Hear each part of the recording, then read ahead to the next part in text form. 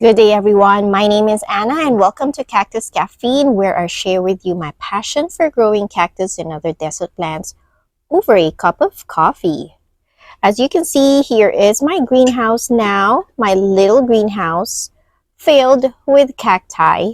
So in my last video, all my cacti were still outside in my backyard, and this greenhouse was still full of gardening tools. So it was a storage house when it is not winter time. So during summer, spring, and early fall, this greenhouse serves as a storage house for our gardening and outdoor tools, and all my plants are outside here in my garden.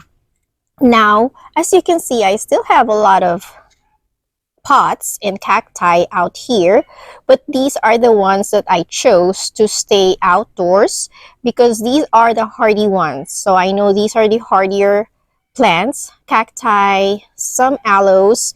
I know they can withstand our freezing temperatures. However, during freezing temperatures like 33 degrees and below, I do have a freeze protection blanket that I put around all these racks. So this is my freeze protection blanket. So it's a white cloth that I drape all around this rack. So that is to protect them during freezing temperatures. But other than that, I know they will be fine in the temperatures in the 40s range, 50s range. They are very hardy. However, the delicate ones, those are the ones that I moved here inside my greenhouse. So this greenhouse measures, the height at the middle is about 6 feet, the tallest. The width and the length is 4 feet by 5 feet. So it's not a very big greenhouse. As much as I want to put all my cactus there inside, I just have to select those that are very vulnerable to freezing temperatures. I will show you guys some pictures or some short videos of when I cleaned this greenhouse and also the process of when I moved the racks and the pots and plants here inside my greenhouse.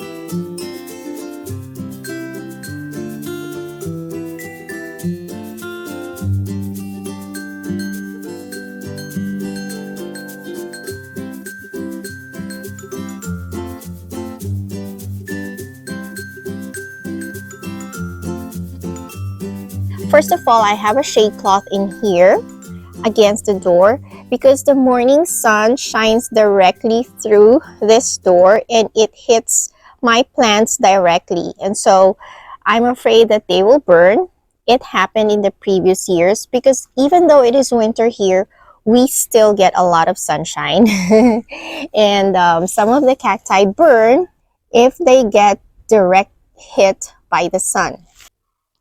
So here it is inside. So I was able to fill in 3 racks. Okay, this is the first one. A few of the tall columnars in here. Okay, so this is 3 racks. And then I have this tall rack in here that has some of the smaller cacti, some seedlings, the bigger seedlings. And then I have a third rack here on the left. Okay, so I have astrophytums here on top, gymnocalyciums next. I was trying to organize them by genus, at least some of them. I was able to arrange them all together. And then I have a 3-tier rack here of some more cactus. Let's see, I was able to group all my gymnocalyciums in this rack as well as in this rack. All my copiapoas are here. Astrophytum in here. This is a mixture of different types. These are the ones that can handle sun because this top rack gets a lot of sunlight. Okay, so like I said, these are like older seedlings in here. On this side, I have my parodias. These are parodias.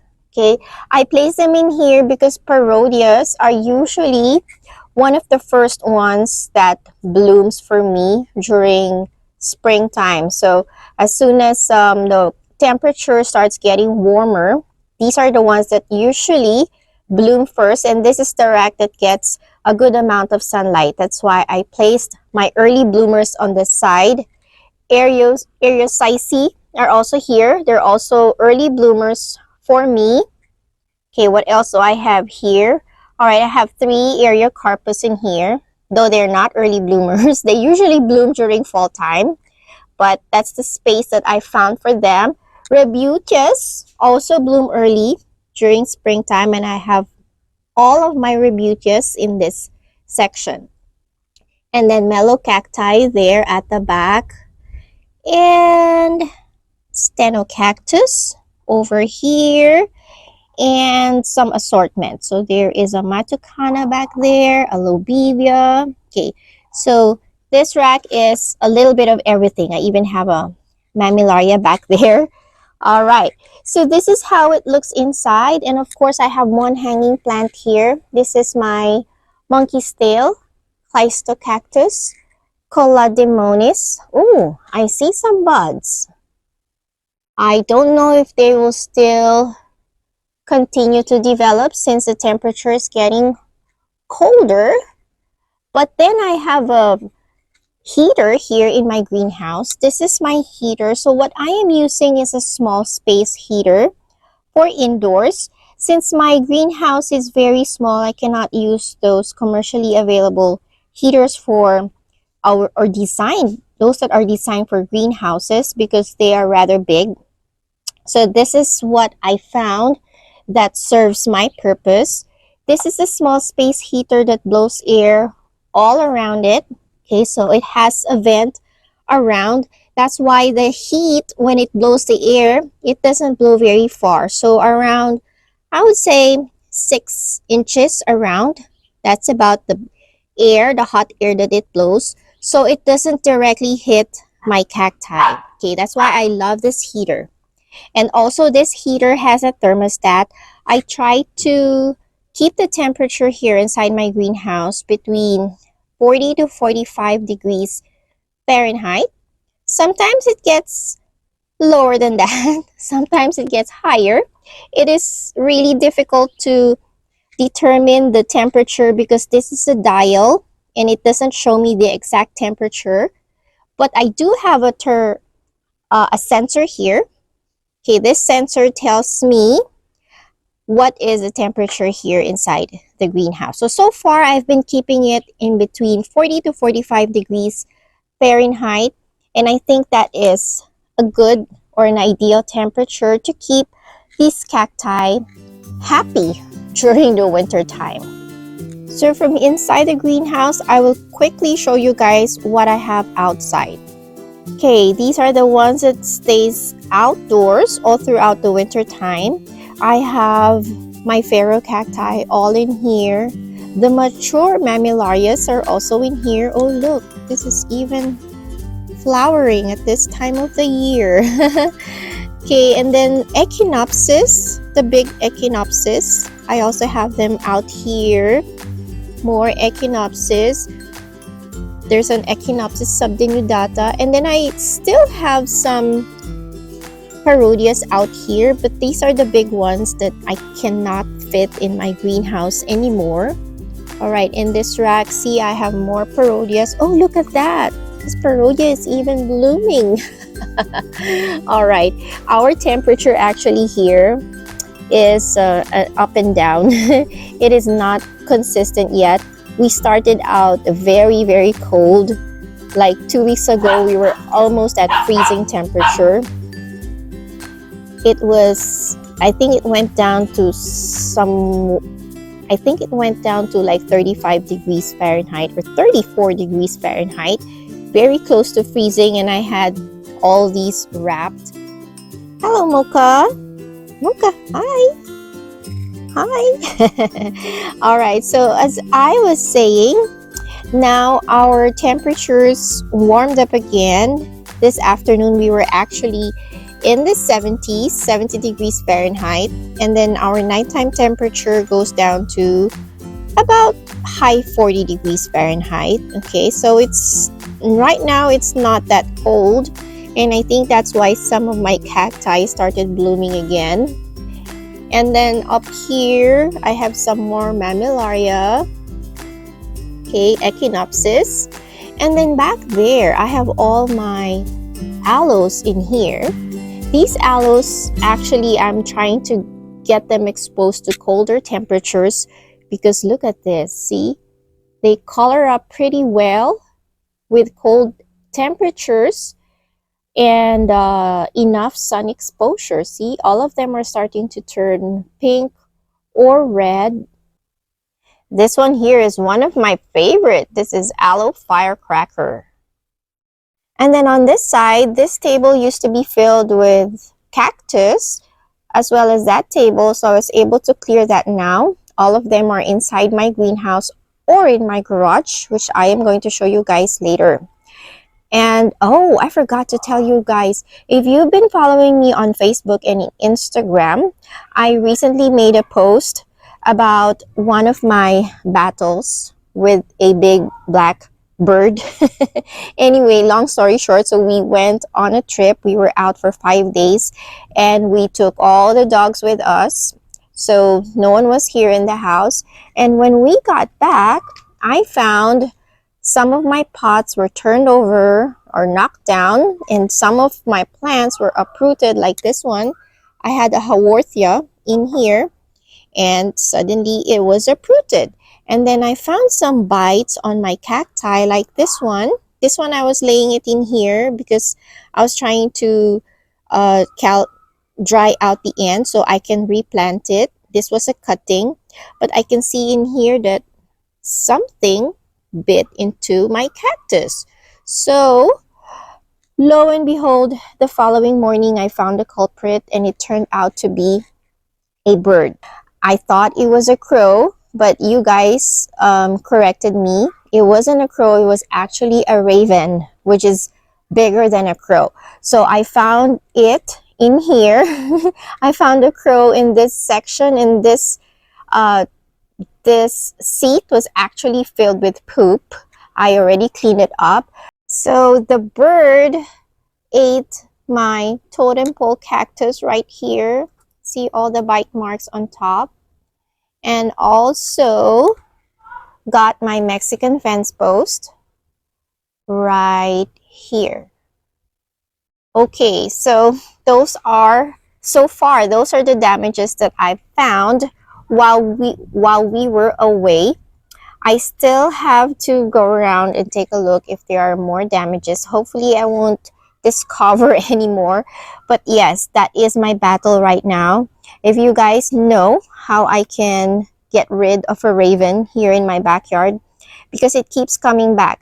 I have a feeling that it was able to kill a pigeon in my backyard while we were away because I saw some feathers. And so I think it keeps coming back, hoping to find more pigeons. So if you guys know how I can get rid of that raven, or at least scare it, make it leave, let me know in the comments below this video. I am now here in my garage where I have a few more plants set up under grow lights. So I have 3 grow lights in here. Here in the garage, I do not have any heater because the temperature here, I notice, is usually 5 to 10 degrees warmer than it is outdoors. So this garage gets afternoon sun on the side, so it's enough to heat up the garage and keep it warm all throughout the nighttime. So I don't need any heater on this garage. And what I have in here are all my euphorbia. Euphorbias are not cold hardy, so I have them all in here. They will not withstand our freezing temperatures. I also have my Goni aloe variegata right there, some Gaster aloe, and I have a few aloes in here. Like this one is the snowstorm. I keep it in here because if it's very cold, this one turns into a chocolate brown color, and I don't like that color. I want to keep it green, so I'm keeping it here in the garage. This one too, I found is not very cold hardy. This is a peanut cactus, at least this type. Last year, it did very bad or poorly outdoors. So this year, I'm keeping it here in the garage. Hopefully, it likes it better here in the garage than staying outdoors. I also have my Thanksgiving cacti, 2 pots right in here, which I am happy to say they are all in bud. Wow. Okay, even this one, they all have buds in them. They started developing their buds while they're still outdoors. I was worried that they might drop their buds once I move them here in the garage, but fortunately, it looks like the buds are growing. So I'm looking forward to this. I also have my haworthias in here, which are not looking good. They suffered during our summertime. They did not like our very hot temperatures this summertime, despite me putting them under shade. See, I think they will be fine. I will try to cut them down and replant them or reroot them. So they're still alive, they're still hanging on. Some of them are looking good, but some of them are not. This one is okay though. All right, and then I have a few more. This is the true Christmas cactus with the scalloped edges, compared to this one is the Thanksgiving. See the edges, they're more pointed. Okay, so this is a Thanksgiving cactus, and that is why it also has buds earlier than the true Christmas cactus. This, I have not seen its flower. This was given to me early last year as a cutting, and so I have yet to see their flower. But this is the true Christmas cactus with the scalloped edges. And then over here, I have my seedlings under a grow light, which are also on a heat mat. Okay, so I have a heat mat here, keeps my seedlings warm. As you can see, the condensation on the plastic, that tells me that it is just the right temperature there inside. If it is very cold, I notice that the condensation don't appear. But since there is condensation, that tells me that it is warm inside. So I have some seedlings in there. The grow light here, although it appears very close to the seedling, it is actually just set to 50% brightness. That is the beauty of this grow light. It has a dial that I can set the brightness level. So right now it is only at 50%. So I am back here again inside my greenhouse, and I think this is it for my update for this video. So these plants have been inside the greenhouse for about 2 weeks now, and they haven't had any water for 2 weeks. So since I've moved them here inside, I have not given them water. I still give my cacti a little sip of water even though it is winter, and that is because of where I'm at. So I live in Las Vegas. In our winter here, although it is very cold, it is also dry. So we have dry winter. And if I don't give them water the entire winter time, what happens is most of my cacti, they either shrivel up too fast for my liking, or some of them starts losing their roots. So their roots get desiccated. They may not die. They may still live. However, they spend the spring and summertime trying to regrow their roots, that most of them miss out on the flowering, and I don't want that to happen. So since then, I have this practice of introducing just a little bit of moisture in the soil. Just introduce some moisture and try to keep the cacti from, or the cacti's roots from desiccating. If you want to know how and why I water my cacti even during winter time, I will insert the link to that video up on the screen, and also check the description below this video. Alright, so that is it for today's update. And don't forget to follow me on Instagram and in Facebook. Usually on those two social media accounts of mine, you will see more updates, like about that bird or the raven that I was telling you about. So if you want to see video of that bird or pictures of that bird, go ahead and head out to my Facebook and Instagram accounts. All right, until next time, thank you guys for joining me today. And until next time, bye guys, and cheers.